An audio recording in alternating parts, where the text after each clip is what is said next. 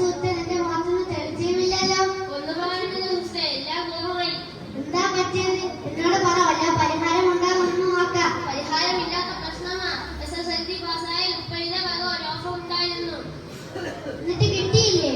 ഒരു മൊബൈൽ വാങ്ങിത്തരാം എന്നായിരുന്നു പറഞ്ഞത്. ഉപ്പ പറഞ്ഞത് അങ്ങനെയെന്ന്. ഉമ്മ പറഞ്ഞ എല്ലാം പോയി. ഉമ്മ എന്താ പറഞ്ഞത്? ഇനി പഠനഭാരം കൂടുതലെന്നും മൊബൈൽ കിട്ടിയാൽ പഠനത്തിൽ പിന്നോട്ടാണെന്നും പറഞ്ഞു. പിന്നെന്തെങ്കിലും പറഞ്ഞു? പിന്നല്ലാതെ മൊബൈൽ കിട്ടിയാൽ വഴിതെറ്റുമെന്ന് പറഞ്ഞു. എന്തായാലും നിന്റെ ഉമ്മ പറഞ്ഞത് എനിക്ക് ഇഷ്ടപ്പെട്ടു. അപ്പോൾ നീ അവരുടെ കൂടെയാണല്ലേ? നീ ആലോചിച്ച് നോക്ക്, നമ്മളെ പോലെ കൊച്ചുകുട്ടികൾക്ക് എന്തിനാ മൊബൈൽ? നിന്റെ ഉമ്മ പറഞ്ഞതുപോലെ പഠിക്കുന്ന സമയം മുഴുവൻ അതിലായിരിക്കും. പ്രായത്തിന്റെ ചാവല്യം കൊണ്ട് വഴിതെറ്റാനുള്ള ചാൻസ് കൂടുതലാണ്. പിന്നെ നല്ലതിനു വേണ്ടിയല്ലേ അവർ അങ്ങനെ ഒരു തീരുമാനം തന്നെ എടുത്തത്.